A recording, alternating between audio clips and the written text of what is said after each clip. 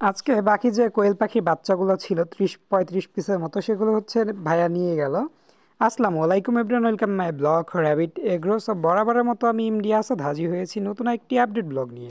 যদিও ভিডিওটা হচ্ছে কয়েকদিন আগেকার, মানে সাধারণত আমরা প্রতিদিনের ভিডিও এখন প্রতিদিন দিতে পারি না। কয়েকদিন আগেকার ভিডিও হচ্ছে এডিট করে পরবর্তীতে দিতে হয়। আমরা সাধারণত ভাইয়াকে বাচ্চাগুলো একদম এ গ্রেডের বাচ্চাগুলোই বাছাই করে দেওয়ার চেষ্টা করেছিলাম। টোটালি হচ্ছে 33 পিসের মতো বাচ্চা ছিল, সেখান থেকে আমরা হচ্ছে 32 পিসের মতো বাচ্চা ভাইয়াকে দিছি। আর কয়েকদিন যাবত হচ্ছে আমাদের হাঁসগুলোকে আমরা ছাড়তে পারি না, মানে ছেড়ে দিলে দেখা যায় আমাদের পুকুরের ওইদিকে গেলে ওইখান থেকে শিয়ালে নিয়ে যায়। গত 2 দিন আগে হচ্ছে আমাদের একটা হাঁস নিয়ে গেছে রানিং ডিম পাড়া, মানে যেটার মাথায় হচ্ছে আমাদের 30%-এর মতো ঝুঁটি ছিল। ওই হাঁসটাকে হচ্ছে শিয়ালে নিয়ে গেছে। আর বাকি হাঁসগুলা যেন আমাদের না নিতে পারে, এই কারণে মূলত আমরা এখানে ওদের হচ্ছে আটকে রেখে দিছি। এখন আপাতত ওদের হচ্ছে আমরা ছাড়তে পারি না। এই হচ্ছে আমাদের বর্তমান সমস্যা। এখন বর্তমানে হচ্ছে আমাদের আশেপাশের বাসার যে মুরগিগুলো আছে ওগুলো নিতে শুরু করছে। আজকেও নাকি 2টার মতো নিয়ে গেছে, মানে আমাদের পুকুরের পাড় থেকেই। এরকম একটা সমস্যা হচ্ছে বর্তমানে আমরা ফেস করতেছি। আমাদের র্যাবিট পরিবারের প্যারেন্টস আরও কয়েকটা চীনা হাঁস যুক্ত করতে হবে, যেহেতু পর্যাপ্ত পরিমাণ হচ্ছে চীনা হাঁসের বাচ্চা এখন বর্তমানে আমার কাছে অর্ডার আসতে শুরু করছে। আগামী 2 মাসে আমরা হচ্ছে এত পরিমাণ অর্ডার আসছে বাচ্চাই দিতে পারবো না, মানে নতুন করে আর অর্ডার নিতেই পারতেছি না, এরকম হচ্ছে আমাদের পরিস্থিতি। আর এখানে হচ্ছে আমাদের আমেরিকান কেস্টের ডাক বা ঝুটিয়ালা হাঁসের যে বাচ্চাগুলো আছে, ক্রসবিট কিছু বাচ্চা ওইখানে আছে। টোটালি সব বাচ্চাগুলো হচ্ছে আমরা এখানে রেখে দিছি। আর এখানে রাখার উদ্দেশ্যটা হচ্ছে এখানে থাকলে দেখা যায় আমরা পর্যাপ্ত পরিমাণ ওদের খাবার দেওয়ার কথাটা মনে থাকে, বাইরে রাখলে তেমন একটা মনে থাকে না।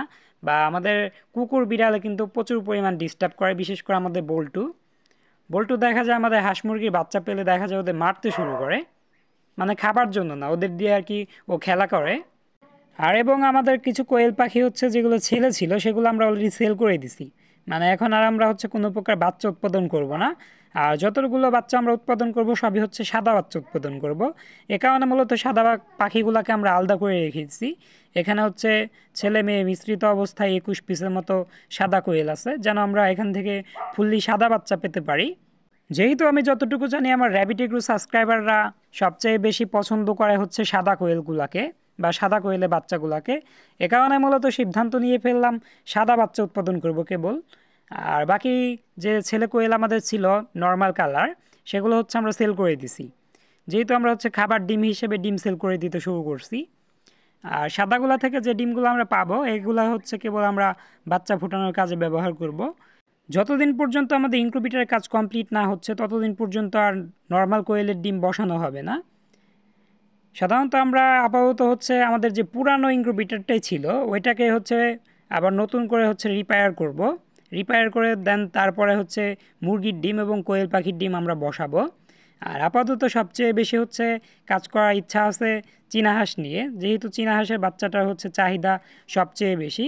আর শীতের শুরুর দিকে হচ্ছে কোয়েল পাখির চাহিদাটা একটু বেশি থাকে, এখনও আছে, যেহেতু আমি বাণিজ্যিকভাবে ওরকমভাবে এখনও কোয়েল লালন পালন শুরু করি নাই, সে কারণে মূলত এখন আর ওইরকমভাবে বাচ্চা উৎপাদন করব না।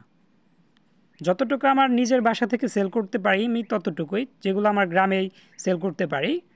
আমার বাসায় হচ্ছে এখন পর্যাপ্ত পরিমাণ ছেলে কোয়েলের বাচ্চার অর্ডার আসে, মানে খাবার জন্য মাংসের কোয়েল। আর সবাই দোয়া করবেন আমাদের সাদা কোয়েলগুলো থেকে যেন আমরা ভালো মানের বাচ্চা উৎপাদন করতে পারি এবং আপনাদের কাছে প্রোভাইড করতে পারি।